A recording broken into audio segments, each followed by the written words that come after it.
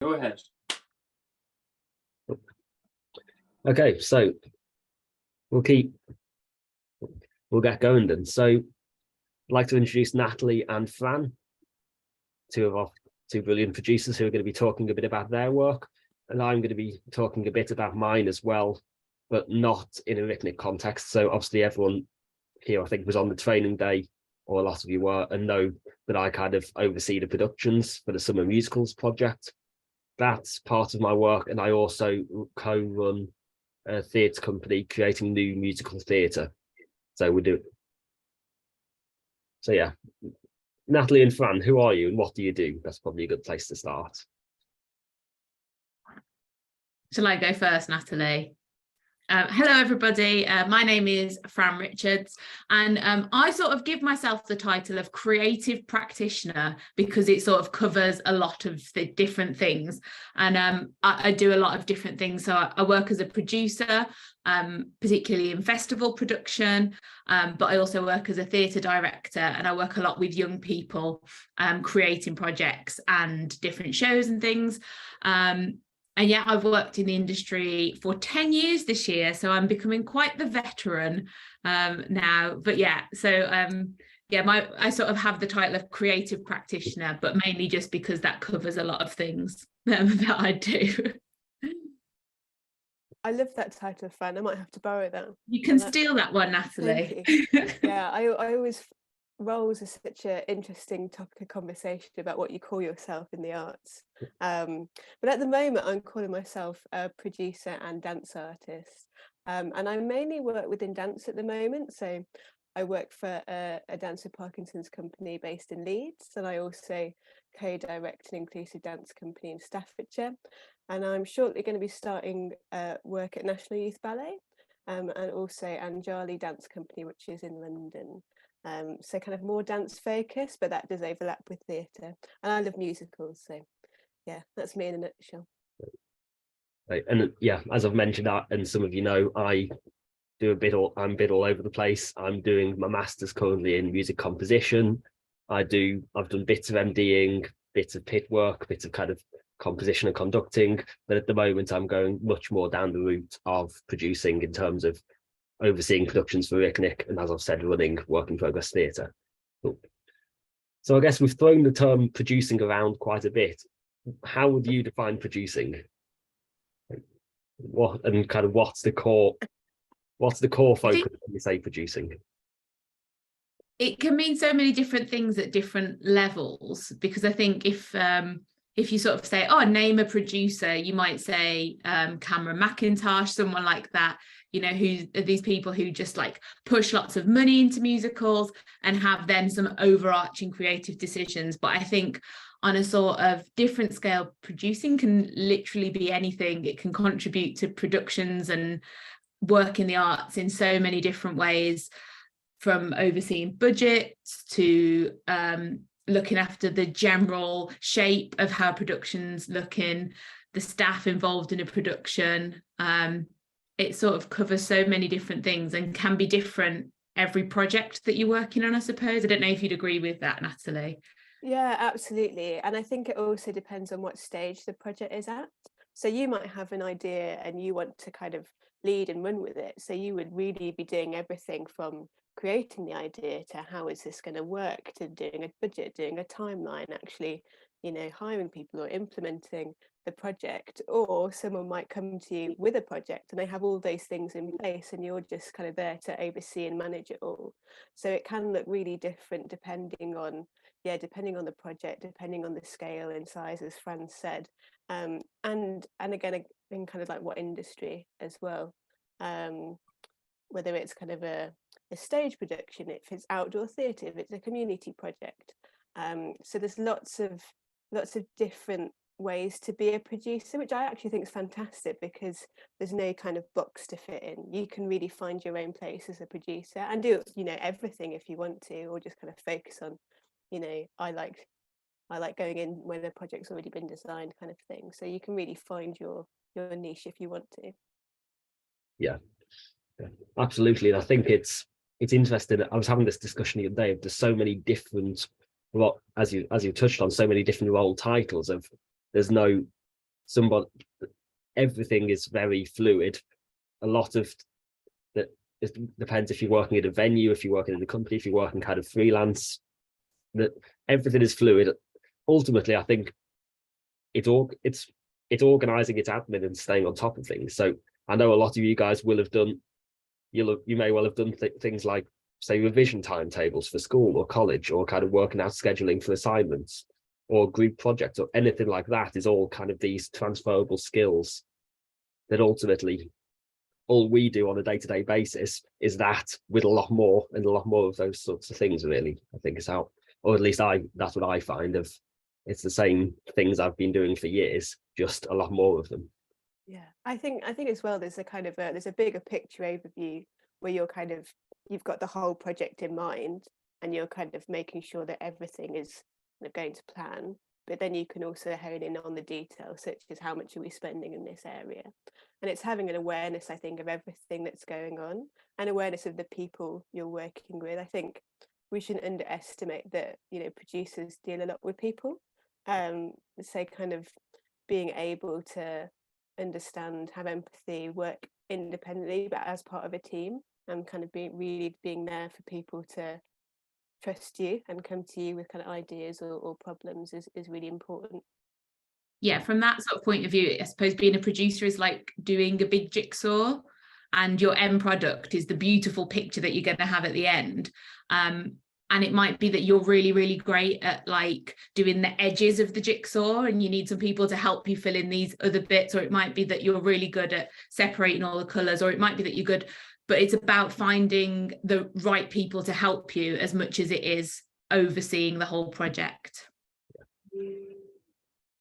Absolutely. So I'm interested in that, because I don't necessarily know this as well, but how did you get started in producing, or how did you end up in this career so far? a brief, I'm sure it's a long story, but kind of if there's a couple of brief stages we can touch on, maybe. I think for me, I've always really loved theatre since as long as I can remember. It sounds quite cliche, but I remember being like 3 and watching musical theatre constantly on videos. And then when I went to school, I was really interested in doing all the school productions, but I was also a bit of a bossy boots. So I wanted to like also be in charge of this, and shall I design a poster, and should I sell the tickets? And so I think that was probably my first taste of producing, is like not being a very good delegator at one point and just wanting to have control of everything. And then, yeah, as I sort of went into work, I was really lucky that a friend of mine who was a producer was going on maternity leave, and sort of said to me, hey, do you want to cover this for me on maternity leave? And I was like, oh, yeah, sure. Because as a freelancer, you often say that to things like, I'm not sure if I can do it, but, I'll give it a try. And that's sort of how I got into producing. And then from that, I've worked on a lot of different projects through people I worked with on that particular thing.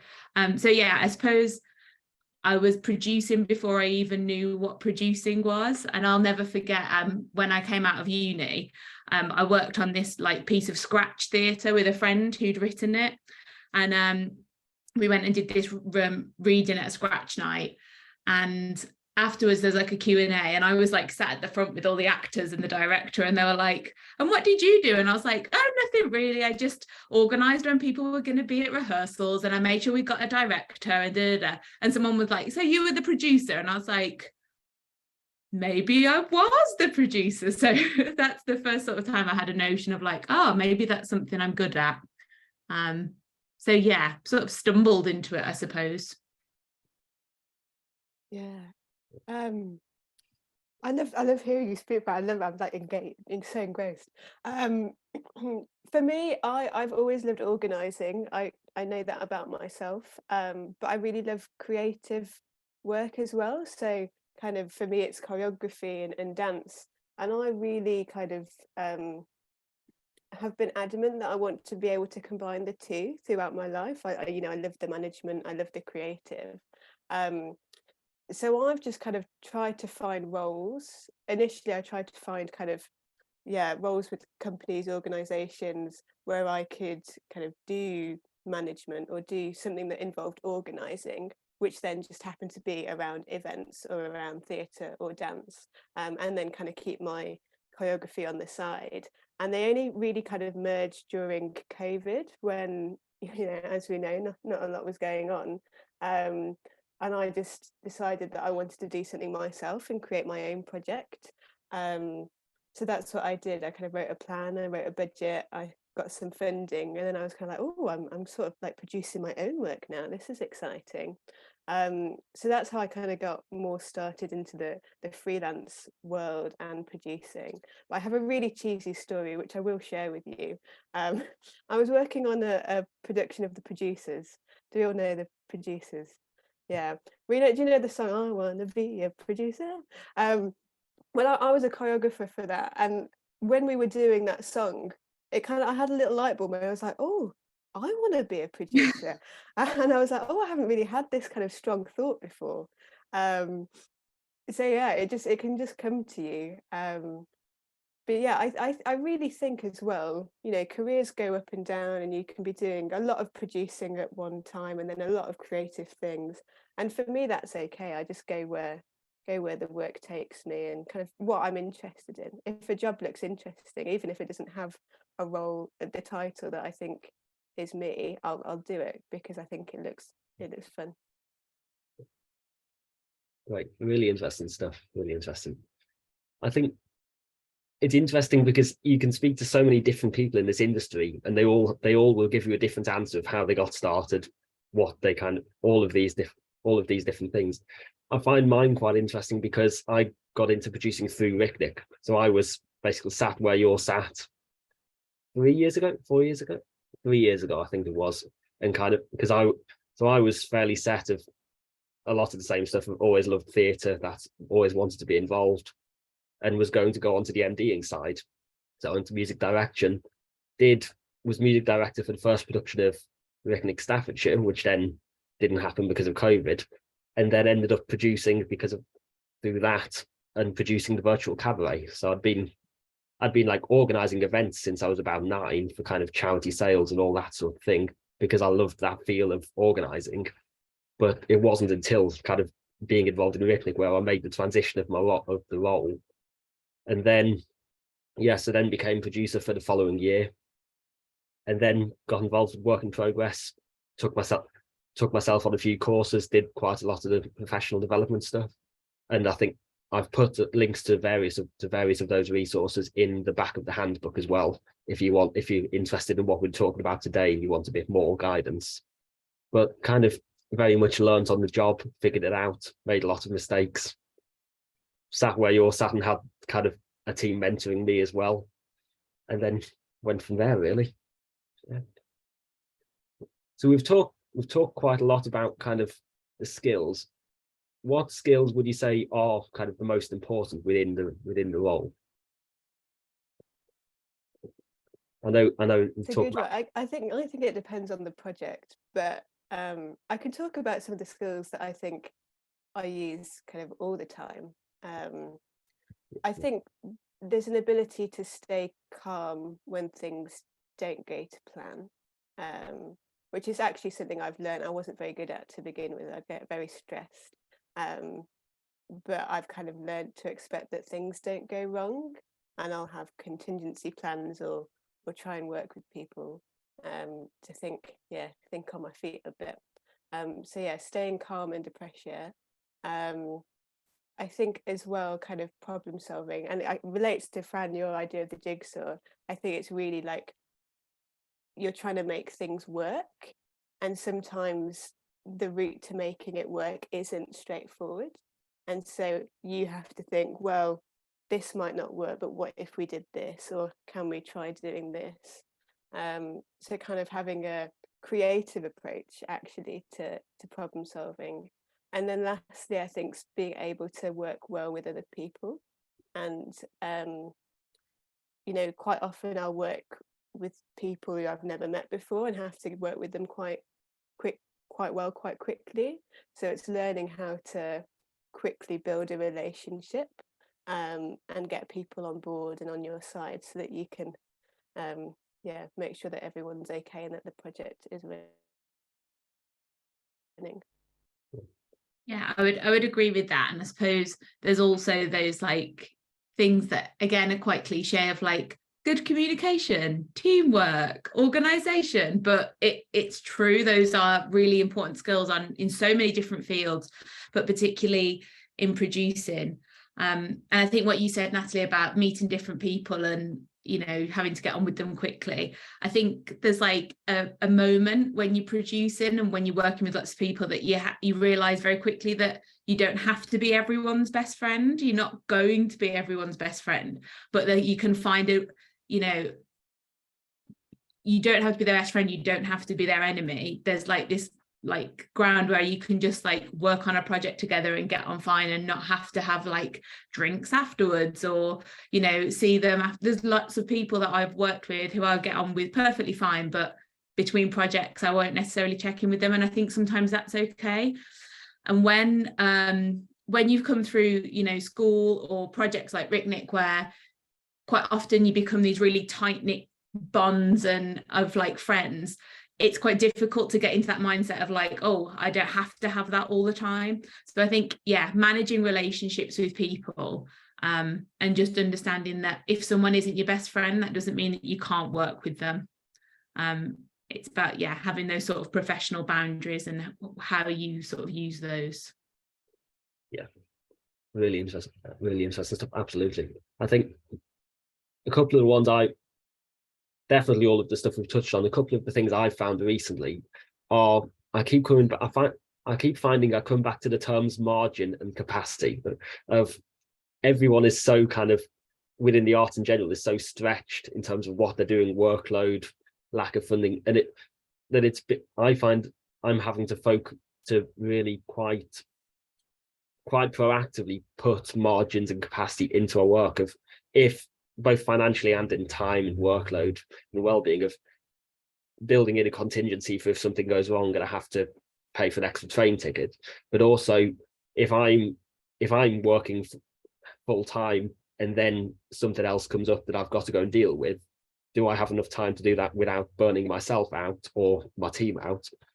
Or do I kind of have enough time to do it all in general? So I know we've talked in the productions about doing stuff early, but if I'm like, as I was in RicNic, if I'm getting to kind of June, July time and we don't have a set planned or built yet, or any plans for that, kind of we're running a bit later. It's building that margin of, if we can do that back in April time, then actually when something does inevitably go wrong, we've got that bit of breathing space as well.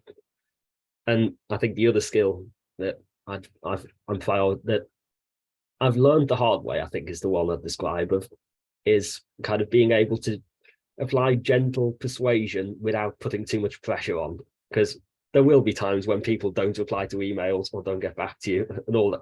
It happens, but it's, in the past I'm aware I've gone in quite heavy-handed, kind of reply to me now, I need this by this date. And actually it's realizing that everybody does have their own kind of day-to-day life, other things come up, other priorities, and it's being able to kind of gently persuade them along without putting the pressure in that's going to make things worse.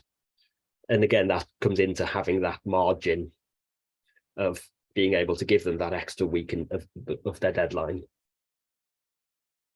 But yeah, so I'm interested to know kind of best bits of the job and the most challenging parts of the job. So I know personally for me, I really like kind of the general administration side, the overseeing it all, the working with the people, but I don't necessarily like as much the, say, fundraising side or the marketing side. I've learned more on the marketing, so I'm starting to enjoy that more. But I'm interested to know what your kind of most enjoyable and we'll go most challenging parts of the job are.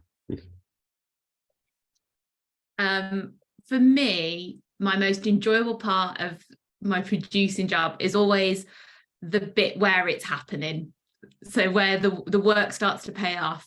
And I always find, like, sitting afterwards, and that even if something's gone wrong, like, the real best part for me is when something's gone wrong, but like Natalie said earlier, you've creatively problem solved to make it fine. And like when you've got to the end of an event and you might be spent because you've been here, there, everywhere trying to make sure, but your audience or whoever the participants aren't necessarily aware of those things, and like afterwards going like, whoo, that was a thrill, which is, maybe I'm a adrenaline junkie, who knows, but I think that's the best part of the job.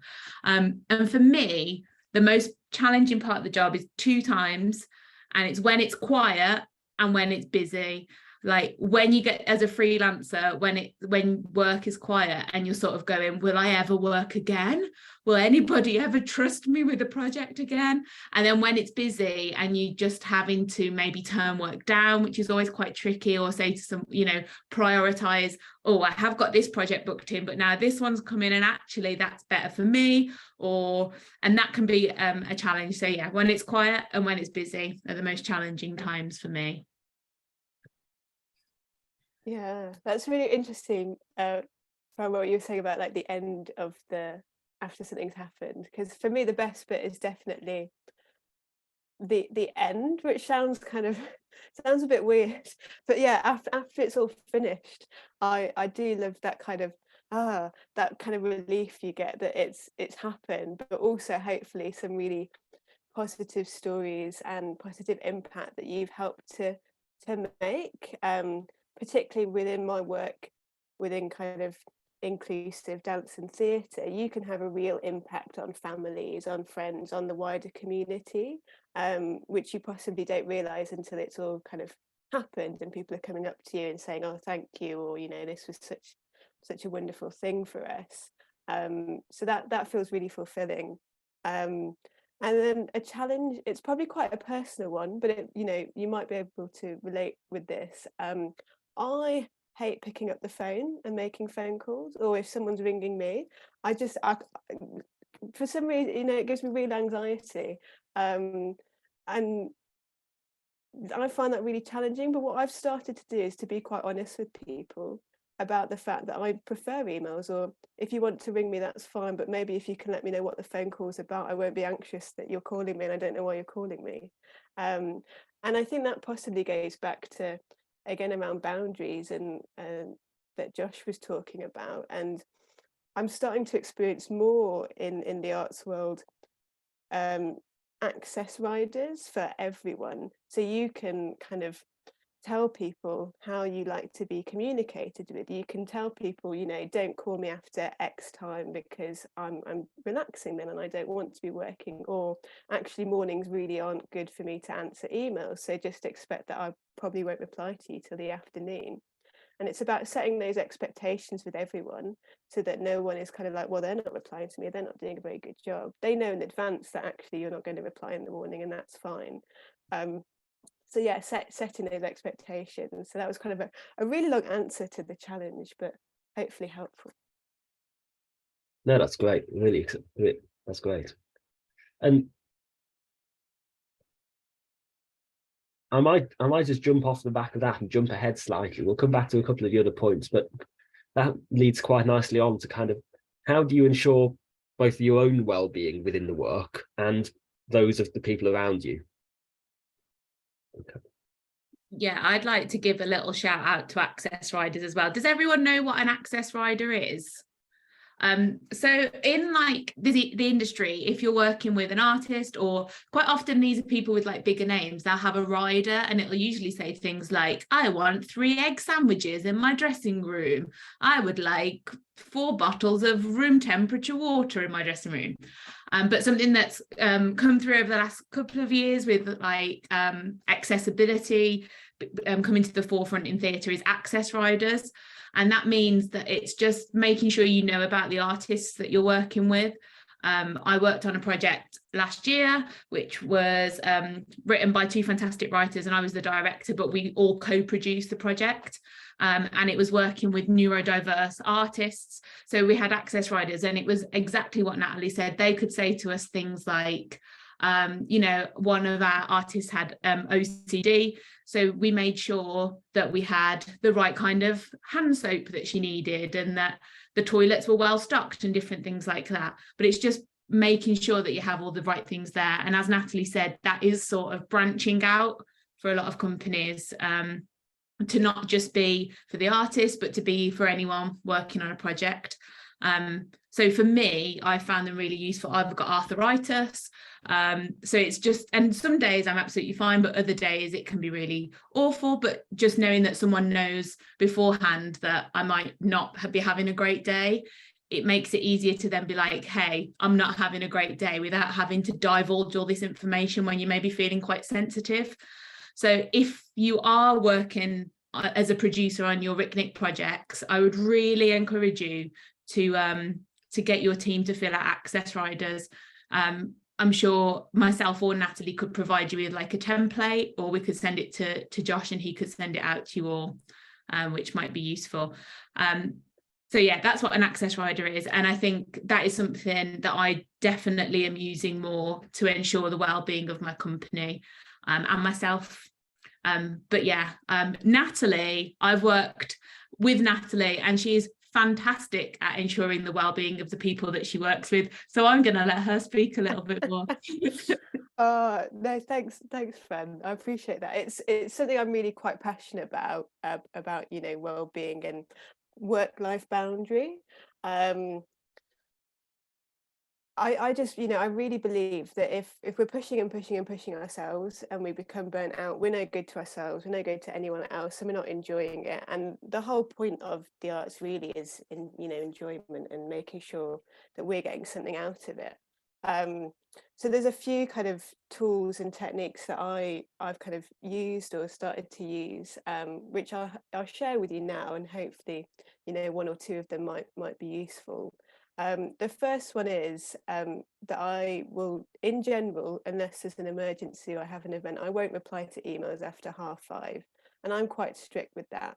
And I put a little kind of, usually on my email signature, which if you haven't already, get an email signature, do one, it's fantastic, you feel so powerful. And I'll put out, I work part-time, you know, I'll get back to you as soon as possible, and I won't reply after 5:30. And again, it comes down to those expectations that if someone sends you an email at 6, you know, they can't expect an answer really until you're back at work or doing something else. And you know, obviously those times won't work for everyone. You might do it the other way around, like I don't start 12, so don't expect to reply before then. But yeah, really setting those expectations. I think as well, it's about checking in with people, and this doesn't have to be intrusive at all. It just, you know, a kind of a, how are you? You know, how's it going? Do you want to talk? And if not, that's fine.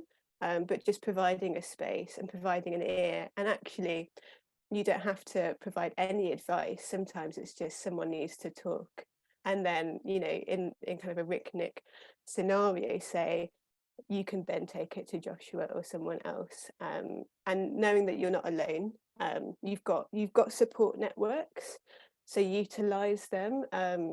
You know, as a freelancer as well, I've built up colleagues who are other freelancers who work in producing or not in producing, who I know I can go to talk to.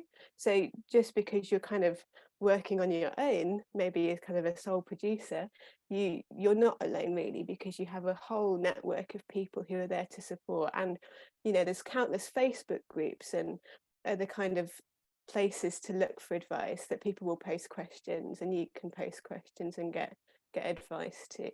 And then the last one is, if possible, try and have a well-being budget as part of your budget. Just for kind of little pick-me-ups like a coffee or a tea or a little voucher, just as a kind of an added boost for people. There's loads of resources out there which I'm more than happy to share, but those are a couple of the kind of key ones that I like to look at. But treating everyone as a human really, and being kind. I think we can't underestimate kindness in this industry. One, because it's such a small industry and people talk. So yeah, prioritize kindness. And then yeah, you're well on the way to creating a lovely working environment and leading by example for the future. Thank you. That was my little TED talk there. I think jumping on the back of that as well, and what you said there, Natalie, about, you know, you say that you don't work until past 5:30, and you said it might be that you don't work before midday. Like, that is one of the luxuries of being a freelancer. you can decide your working hours. Like, I know that I'm actually not massively productive in the morning. I still work in the morning, but I'm not massively productive. I know that I'm more likely to get work done between 2 and 5 than between like 9 a.m. and 1 p.m. That's just the way I am. So I think, yeah, if you decide that as a freelancer you don't want to start work till midday, but you're going to work till 8 o'clock every night, just, yeah, make sure, a bit like with an access rider, that that's what you're telling people. And I think something that I had to learn very quickly is I'm a bit of a workaholic, and just because you have, just because you want to work all the time or you work long hours doesn't mean that anyone isn't, you can't judge someone for them not being the same as you. So it can't be like, oh, I was working till 9 o'clock and they finished at 4 o'clock. Well, that's just because you're a workaholic, Fran. Like, come on, get a life. And that's something that I've had to learn over my 10 years of, don't hold people to your standards because they aren't you. So yeah, that, I'd say that is something to bear in mind. Yeah, another good one people told me when I was kind of like really wanting to work and do more than I perhaps should, is that, can it wait till tomorrow? And I'd be like, well, yeah, it can, it's not urgent. They were like, well, then let it wait till tomorrow. And I guess that comes down to how you manage your time, prioritizing what are your urgent tasks that have to be done that day, and actually anything else doesn't really matter if you're not feeling it, and that's absolutely okay. I think everyone has days where like, oh, can't really do it today. I know I have to send this email, I'll do that, and then actually I'm just gonna have a little rest, and not, don't beat yourself up about that. It's all part of life and the journey. A really important thing someone said to me recently, because I think when you work hard and when you're passionate about something, you like to think that it's the most important thing in the world. And a friend said to me literally only last year, but we're not really, no one's gonna live or die based on what we do. And I was like, oh, I'm not that important. And so actually that was just a nice moment. I was like, a bit like what Natalie said, if I don't send this email, it isn't really the end of the world. That's okay. Or if I don't do this thing, or I used to get about marketing stuff, I'm dyslexic, that if I made a spelling mistake, I'd be like, no, everybody's gonna think I'm an idiot. And actually, it's a tweet, Fran, delete the tweet, rewrite the tweet, it's fine. Take some pressure off yourself. And my friend saying that last year was just this moment of although it's important to me, it's not, the world's not going to end if I don't send out this Instagram post right now. And that was a really nice thing for me to have that realization. I'm just going to pop my email signature in the chat, and feel free to copy it or amend it or whatever. But you'll see I've got a similar one on my RicNic email. Of it just goes, these are my hours. Those change as and when my kind of capacity changes, and it's just setting those boundaries for yourself. I know that I don't schedule meetings in the morning if I can help it, because I'm not kind of fully, I often don't start work till 10, maybe even later, or I'll go and work on another project first. And I know it takes me half an hour to sort out my emails in the morning. But I think off kind of Fran and Natalie's points as well, of I learned the hard way of, I used to go around, bragging's probably the wrong word, but I used to go around talking all the time about how busy I was, and kind of oh, I've got so much on, kind of almost putting myself down for being so busy, but also kind of bragging about how I'm busier than everyone else and I've got all this stuff on. And I realized that actually, no, I shouldn't be normalizing that. If anything, I should be bragging about how kind of I'm starting to find more of a work-life balance, and I'm pushing that forward and making that a priority going forward. So I think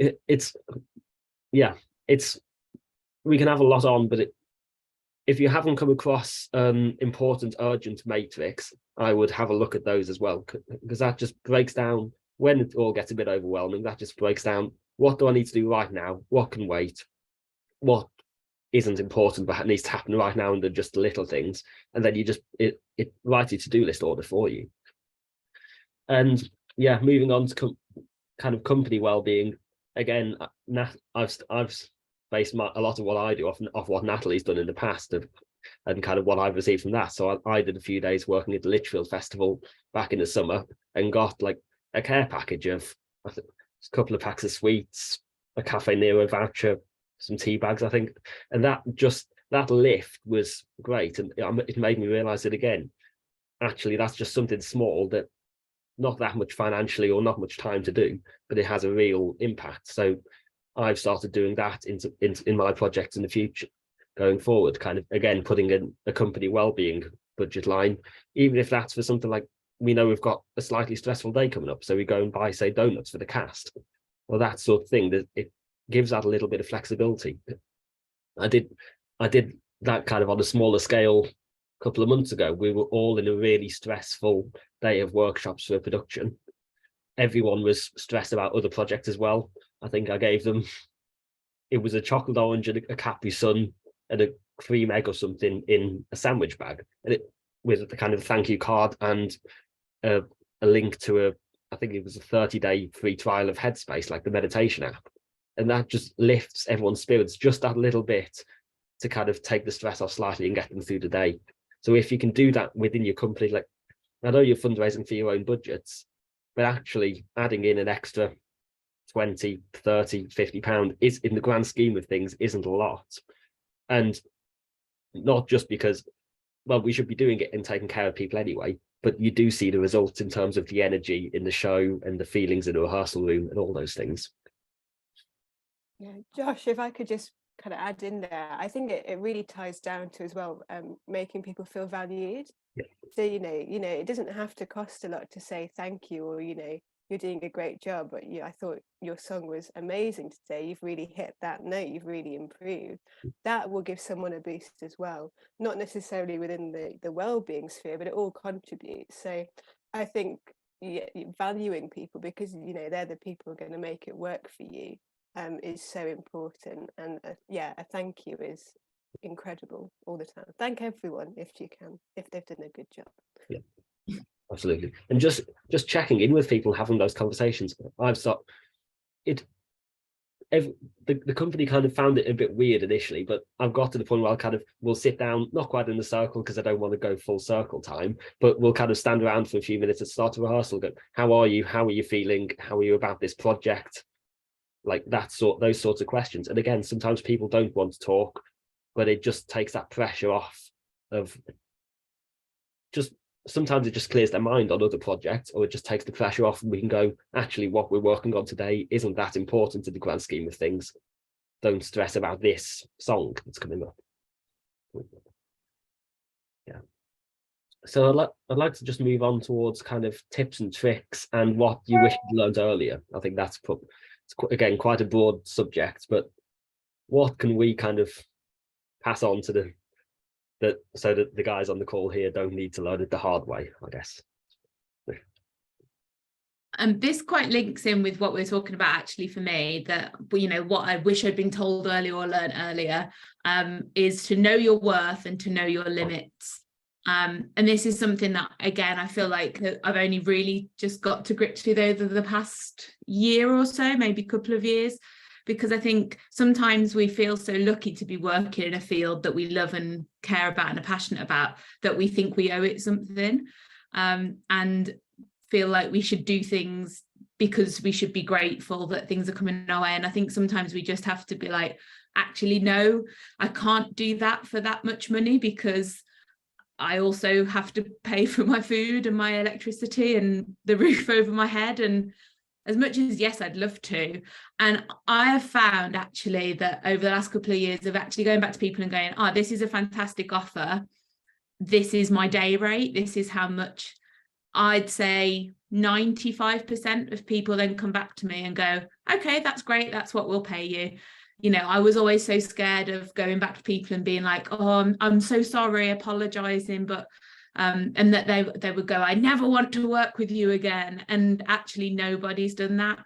95% come back and go, yep, we can pay you. And if they don't, they'll come back and go, actually, that's not in our budget at the moment, but we'd love to work with you in the future. And they have come back to me in the future. So knowing your worth and knowing your limits. So just going back to a bit like Josh was saying, that, you know, to be busy constantly is, you know, to be burning yourself out isn't a brag. It's actually really not good for you. And there's been times throughout my career where I have burnt myself out because I haven't wanted to let people down. And then I've been so poorly that I've had to take more time off than if I would have just rested in the first place. And that is, for me, still very much a learning curve. But yeah, just going, okay, I need to make sure this week's already quite busy. Maybe I do need to take Friday off on this week, or oh, I remember that you already work 2 nights that week. Maybe don't take on another commitment that's going to mean that you work in another evening or whatever it might be. My big one that I forget about is I work quite often all over the country, and I'll forget to factor in the 3-hour drive there and back, and so I'll be like, oh, that's fine, and forget that actually 6 hours of driving in a day does take it out of you. So yeah, I wish I'd learnt sooner to know my worth and to know my limits. That's my thing.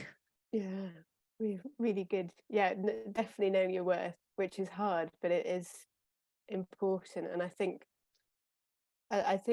if you're not in the arts, you don't appreciate how much time something takes, or that actually, if you're freelance, the fee that they're quoting isn't really the fee you take home, because you've got all the boring, horrible stuff like tax to think about.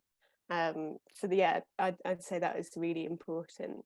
For me as well, which is hard to say because I'm a real perfectionist, but things go wrong, they do. And the sooner you accept that things tend to go wrong in every project, no matter how hard you try and not make them go wrong, the easier it becomes to manage your emotions and how you approach something. Because you're like, for me anyway, it's if I go in with an expectation that things might not be perfect, actually I'm a lot happier with the outcome, because yes, something may have gone wrong, but I might have solved that, and actually that was a journey, a learning process in itself.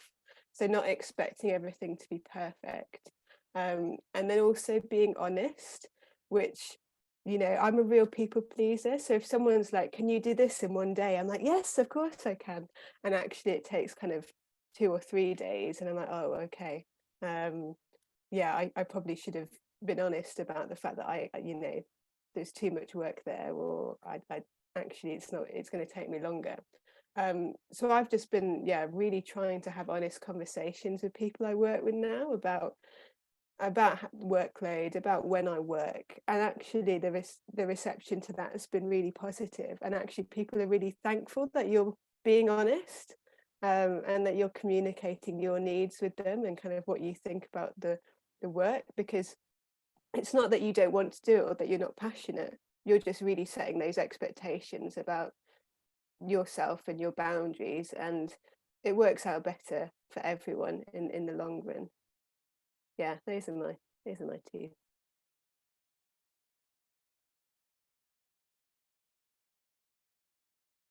Unmuted. You'd think after 2-3 years on Zoom, I'd have remembered to unmute myself by now. It wouldn't be a Zoom call without someone doing it, Josh. So yeah. I think I wish I'd learned earlier to know when to take a step back and look. Know when to take a step back from the project and look at it with fresh eyes. We spend so long looking into it and just blinders on, digging into the detail, that actually sometimes I think we need the time to just, especially when things get stressful, we're in those crisis modes when things are going wrong, just go away, either go and talk to someone about it, or just walk away. Go for a walk is my classic thing, and then come back to it fresh with new ideas, reimagine it. I was speaking to quite an experienced producer about a year ago on the work-life balance thing, and he was saying if you're so stuck into the projects that you don't have time to think about them more generally, how do you know that what you're doing within the projects is right? you could be looking at with blinders on, going down completely the wrong route, or not looking at the options when things are stressful. And the other thing, so just kind of looking at the problems with fresh eyes and talking to people about it. And also, I wish I'd known about some cost fallacy as well, where you spend so much kind of time or money or resources into a project. Did you think we're in it now for the long run, we've got to keep going, when actually that's only going to make things, sometimes it makes it better, sometimes it does kind of make it worse, and you just plow more money or time or effort into it, and it is a lost cause. So kind of, and I think it comes down to boundaries again, of knowing that actually this is not lining up with what I want to do or whether I'm enjoying it. And actually, maybe we do need to go away and have those difficult conversations and take a look at whether either the route we're going or the project is along the right lines. So I think that, and hopefully with projects and your projects with the shows, we'll make sure that we don't get to that point. But it has happened in the past with my project I've worked on. Yeah, so tips and tricks is an interesting one, because there's a couple I've started using recently. One of the main ones I've done, a couple of you will have experienced of. So when it comes to scheduling meetings, I have now on my email signature a doodle poll bookable calendar, which means instead of having to do all the back and forth of who's available when, what times, it can be quite blunt, but I'll quite often just put the link on an email when I'm trying to arrange a meeting and go, here's my full availability, book in a slot when works for you. And that works quite nicely in terms of scheduling. And for the rest of you, if you're not familiar with Doodle Poll and kind of more general meeting scheduling, definitely one to look at for your production meetings. And the other trick I've started using recently is I've been experimenting with like the AI and ChatGPT to kind of simplify bits of my work and almost treat it like personal assistance. So the very specific use cases at the moment, I think, but I asked it to write I think it was write 200 words of marketing copy for, say, Little Shop of Horrors, and it did it in 30 seconds. And just, it's these little bits of time that saved me. Obviously I'd go back and revise it. I'm not necessarily encouraging you to do this, but it's something to think about. Similarly, if I want to do an email that's fairly, like an email promoting something that's fairly generalized, it's not perfect, but it gives you that basic framework of maybe it shaves 10 minutes off me writing that email. And it's just those little bits that build back those bits of capacity. So again, it's not something I'm necessarily recommending, but it's something to consider, and that I'm kind of very much experimenting within my workflow. Yeah, a friend of mine who's a marketing manager is using it a lot, Josh, to come up with social media content and copy for different things. And like you say, going back and revising it, but yeah, sometimes it just takes a bit of that legwork out of it. Yeah. My top tips, my life is like an Excel spreadsheet, like everything is on an Excel spreadsheet. And it's a little bit old school, but that's the way it works. If it's not on that spreadsheet, it doesn't happen. And it kind of helps me compartmentalize different projects and look at timescales and different things like that. So yeah, getting to grips with Excel is one of my top tips. It's just great. The third one I was gonna mention that I then forgot is things like project management tools. So things like ClickUp, Monday.com are great, but you can make your own. They're quite expensive, or some of them on subscription basis. You can make your own in Excel fairly easily. They're just glorified to-do lists effectively and things like that, but they work much better. If anyone wants it, I've got a template I can send you that's just built into Excel or Google Sheets. It just has kind of ranks the to-do list of like not important, urgent. You can assign it to people. I'll send out a few bits after this, like the access rider templates and stuff. So I might just stick it in there so you've got it if you want it. But kind of having those project management tools to keep everything organized. And yeah, using Excel for everything, like Fran said. Yeah, I think as well, I'll add to that, kind of a less kind of app or kind of tool based, but more about yourself. I think it's have in the back of your mind, start to think about what you are really enjoying. what kind of projects you're really enjoying working on, what part of the role you're really enjoying or is kind of bringing you energy, because then that will help you in the future decide, yes, this is where I want to go, or actually it's not for me, but I really like this element, and so I'm going to try and find something that has that, and then these are the bits that I like. And also kind of really embracing yourself. Like each of you will have a different set of skills and experience that you bring to anything you do, and it's about owning that, and kind of recognizing that you're kind of what you've done, whether it's kind of school, college, hobbies, you know, anything else, they all contribute to who you are and what you bring to something.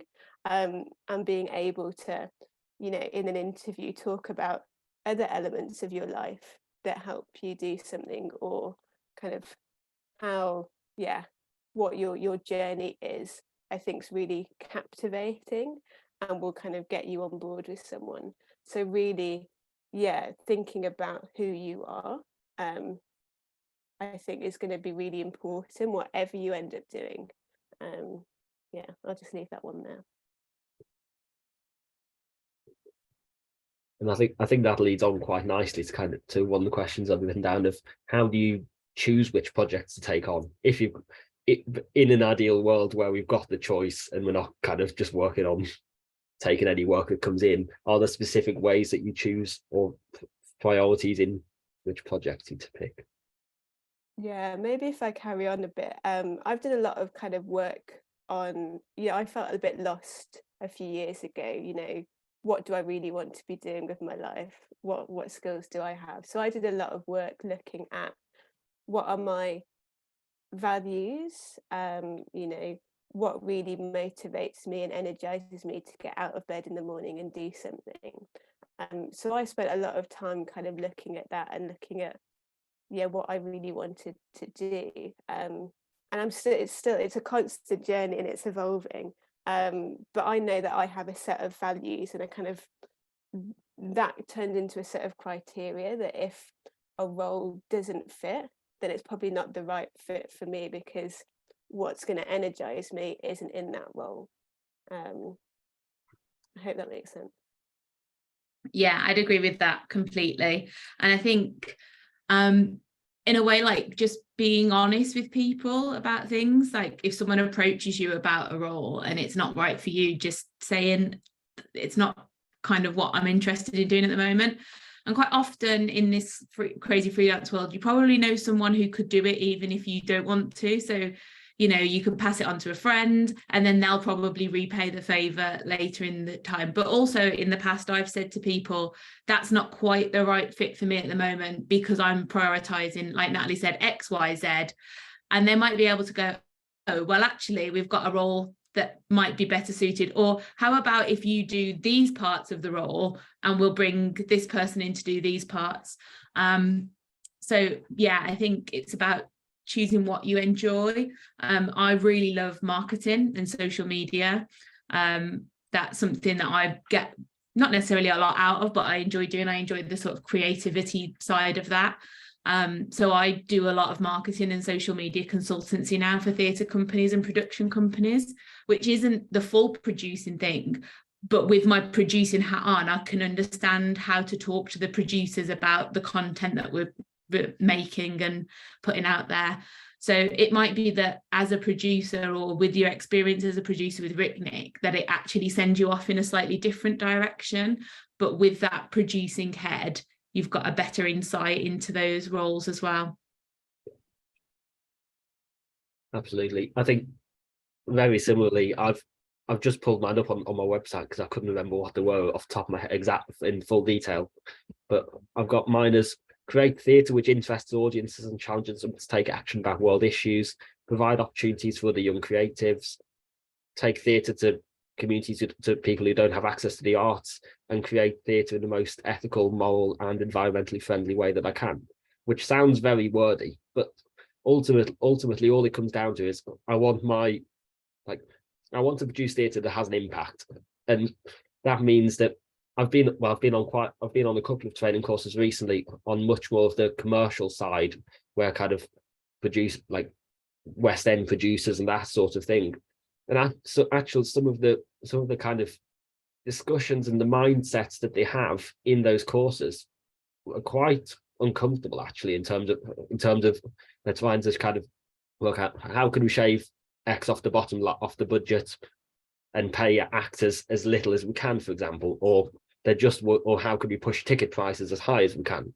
And to an extent, I understand why that has to be the case in such big shows, but actually I don't want to work in a situation where I'm creating theatre at the expense of the people in whatever way that ends up being. Like, that's not to say I wouldn't go and take on one of those jobs, but I'd want to take on one of those jobs knowing I'm going into it able to kind of look at, okay, how can you make reduced price tickets available, or do work, like any of those bits.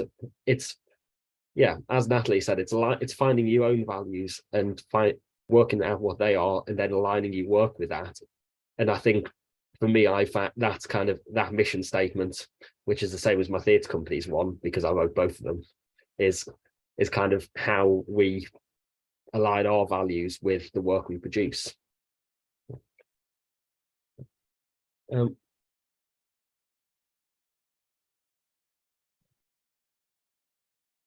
So how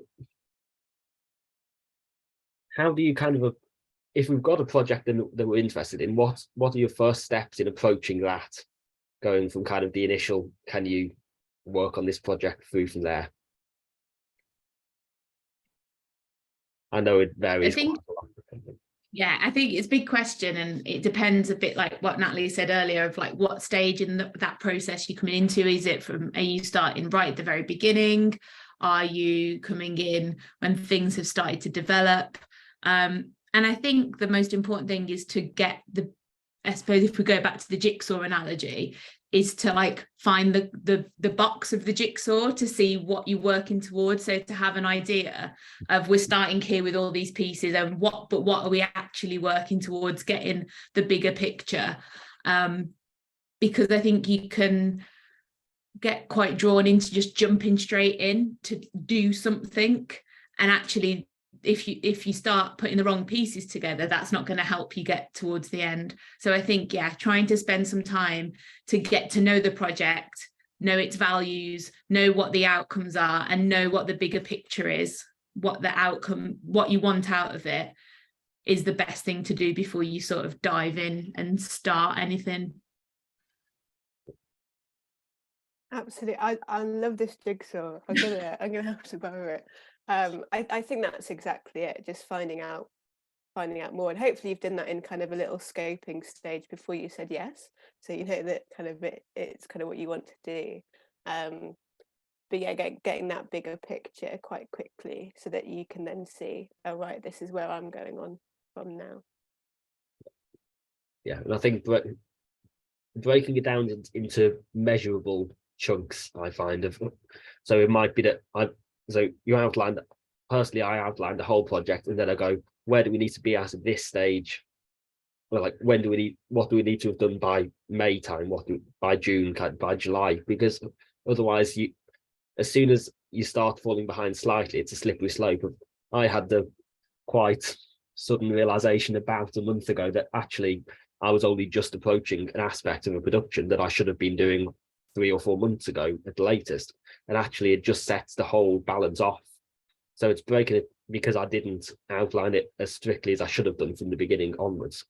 So it's breaking it down, and then setting those deadlines, because then you can work together as a team and make sure that when you meet monthly for your production meetings, or whatever or however frequently you do them, that actually you can check in and go, are we on track? Are we on schedule? And if you go on, in a RicNic context, if you go onto your Google Drive, you'll find that document laid out for you already, which is all nicely color coded in some cases, just that breaks down, these are the tasks that need to be done in June, and that need to be done in January, in February, in March, and onwards from there. So, yeah, it's thinking ahead from the start, and then breaking it down into manageable chunks. And I think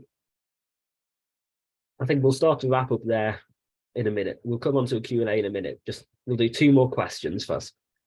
I'm gonna give these both together now. if you had unlimited budget and resources, what would you produce? And then how would you sum up producing in 3 words?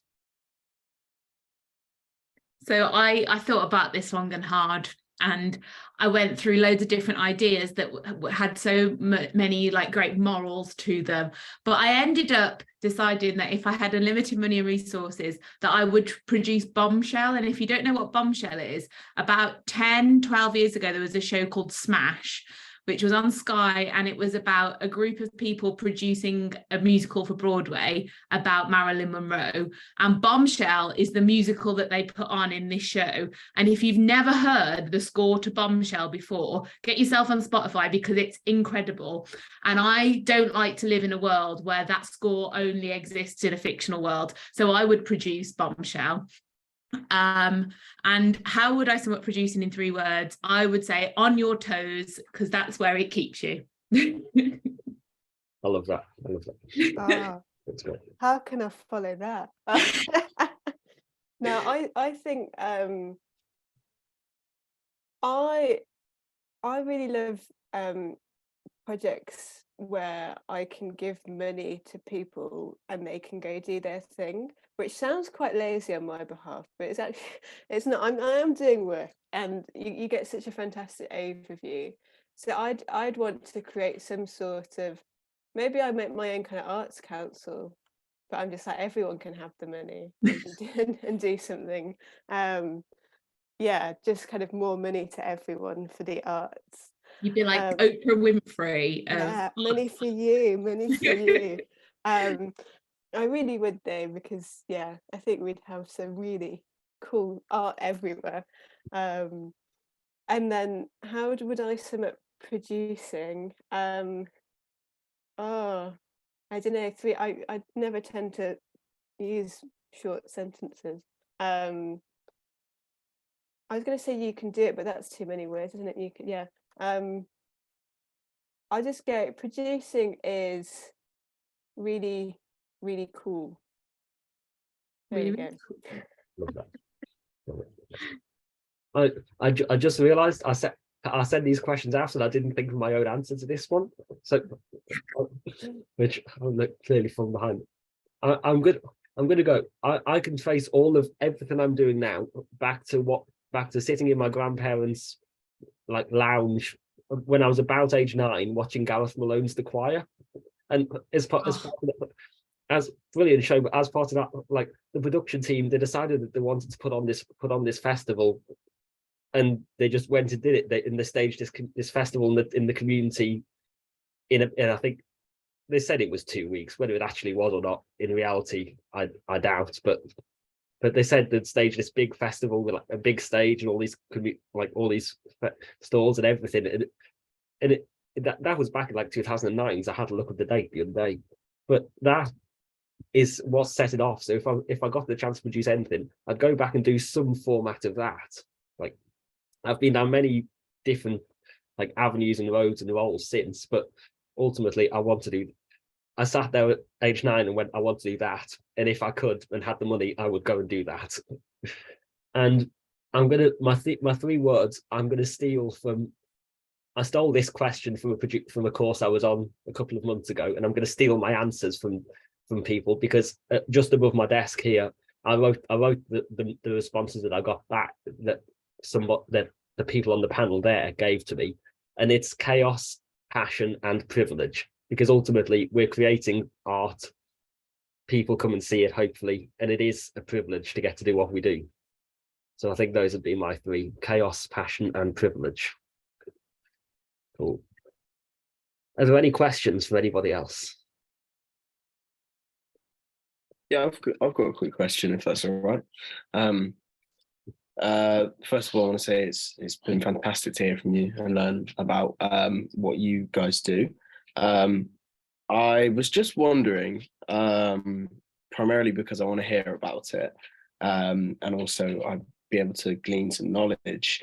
So if you were to think about your most successful production, now that can be any sort of way. If there is a crown jewel of your work, then by all means. But if it could be an example of a time where you really thought, on your feet, maybe stretched a budget, something like that. But if you were to think about your best production, what was something that you did right or ensured that you did, that you felt added to the success of the project? I can answer that. I think I'll try. I probably need to think about it longer, but so I worked for 2 years as a producer of a festival in Wolverhampton called Arts Fest, which was funded by the University of Wolverhampton, and was a big festival, multi-arts festival, happened across 3 different cities that the university had their campus in, and across like 25 different venues. But as part of that, we produced a big launch event, which was in the shopping centre in Wolverhampton. So it sort of took over the whole shopping centre for a day. And it was community performances. We had the local radio presenter who came and hosted the day. Like different shops came and brought their stalls out for the day. And it was just like one of those moments where I just look back and go like, oh, wow, yeah, I did that. And that's quite cool. And like, it had really nice results. The shopping centre brought us back the next year, because on that day we increased footfall in the shopping centre by like 65% and different things, which is incredible. But I think the thing that was important to ensure for that day, and not just for that day, but then the success of the whole festival, was that it was with and for the community. Was it 100% to my taste? Probably not.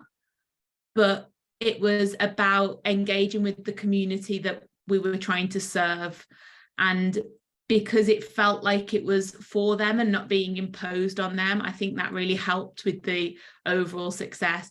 So I think something that we maybe haven't talked about a lot today, but is really important when you're producing, is thinking about who your audience is and why they are your audience, or why you want them to be your audience, and how do you reach them. And quite often the people we want to reach aren't that easy to reach. So how do you go about producing in a way that is enticing for an audience that might not want to engage? I think that would be sort of my top tip there. Thank you very much. That's really, really helpful. Thank you.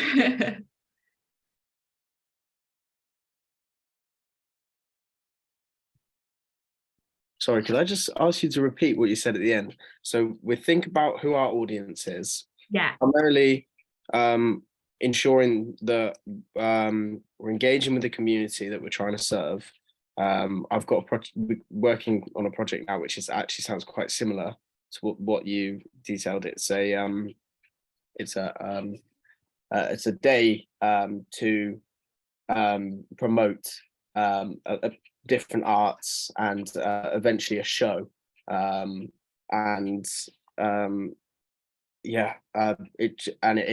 community is an overarching theme of what we're doing.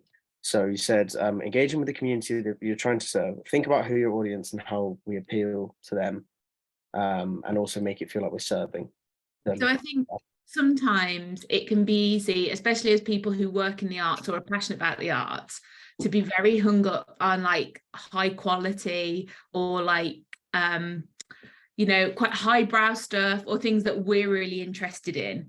But actually we're not the people we're trying to engage, because we're already engaged and passionate about the arts. And sometimes people who are difficult to engage might find the arts scary, might think it's not for them, might think it's a bit posh, might think it's a bit uppity. So it's about how do we break all those things down to make our audience want to come in. And that might be by, I don't know, like Josh said, offering free donuts on the day, or is there like a way you can break that down? Like on our day, by putting it in the shopping centre, we were engaging with our audience by being somewhere that they might already be, and then they enjoyed that day where we were in their space. And it might be that then that audience went, oh, we really liked that performance by that contemporary dance company in the shopping centre. Oh, look, they're on in the theatre that I would never have even thought of stepping foot in. So now we might go to the theatre. So it was about sort of, I suppose, invading a space that was for them, that they're already engaged with. So that might be going into a local library. It might be,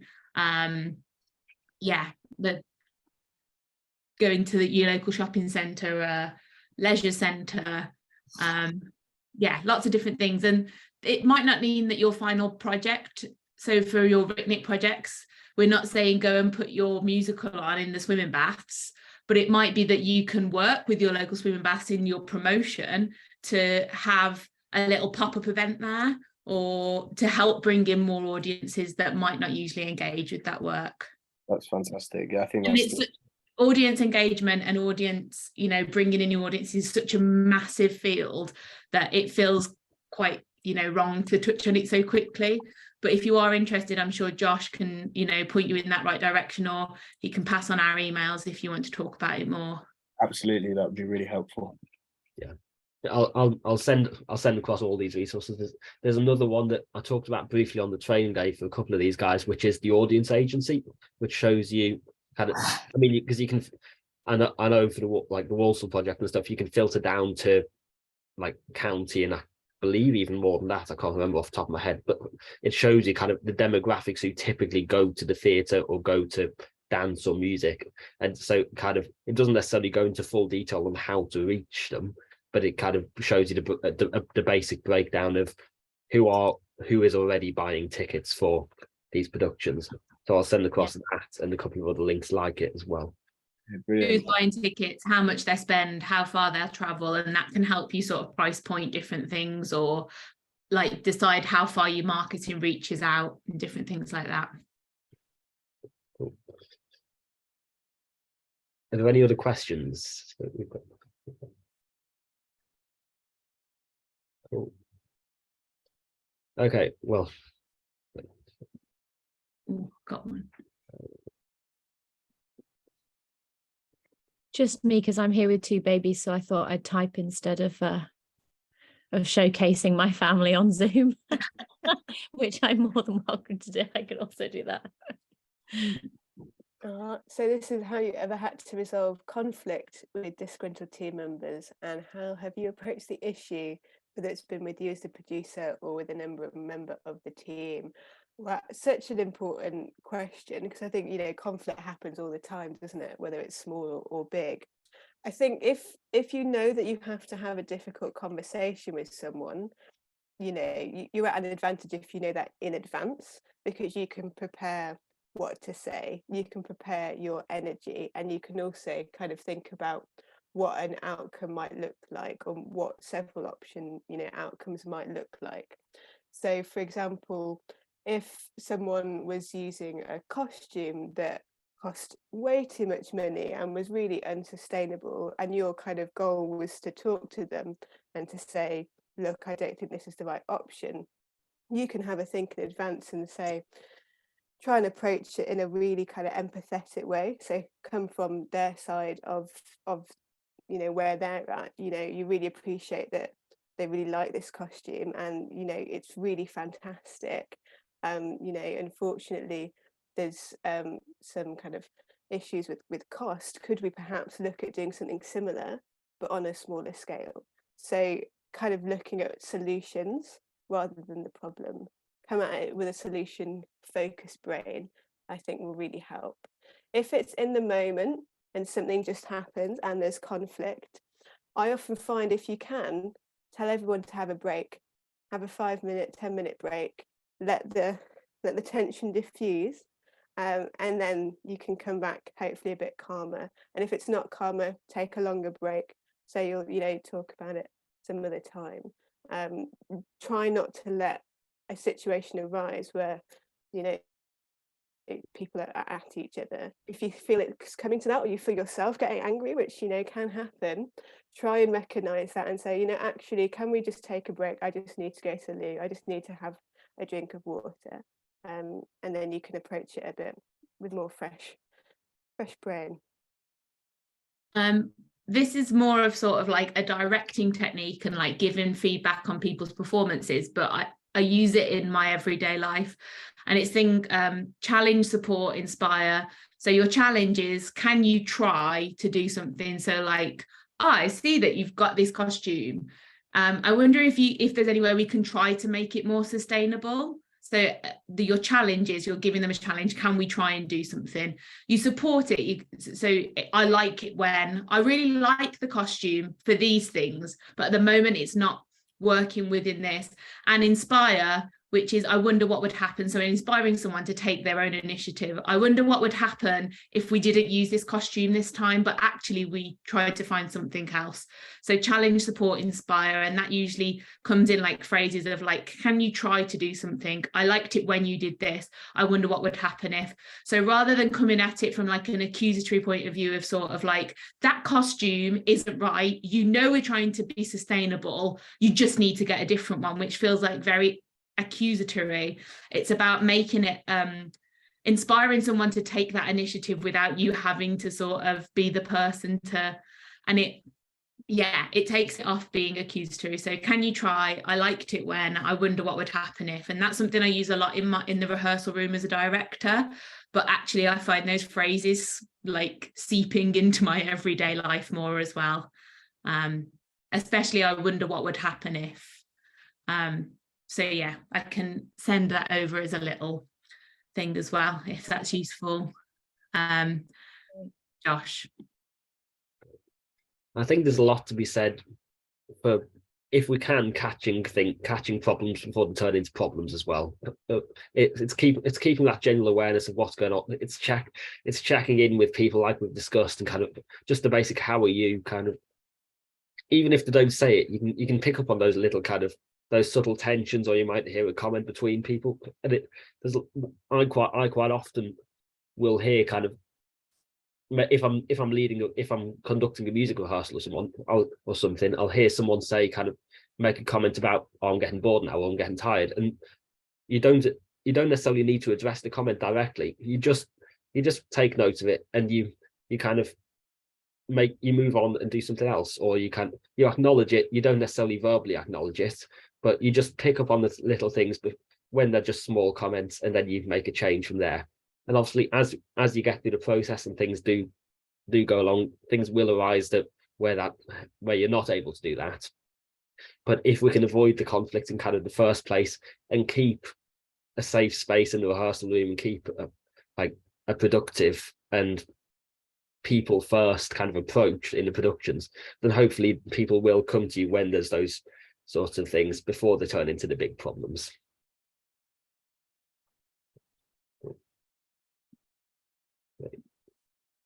Any other questions or points to make, or discussions?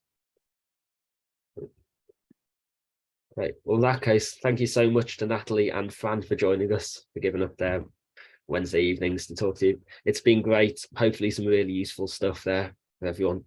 I'll send this out to everybody as well, because I know there's a couple who weren't able to make it tonight who would like to watch and see. But yeah, thank you so much, everybody, for coming and joining tonight. It's been great. Definitely. We really appreciate it. Thank you so much, Sean. And the final thing I might say is you're creating networks already. Keep in touch, you know. It's still keeping in touch with Josh that I kind of work more with Josh and stuff. So yeah, keep that network. Don't be shy to send an email. Thank you very much. Thanks. Thank you. Thanks, guys.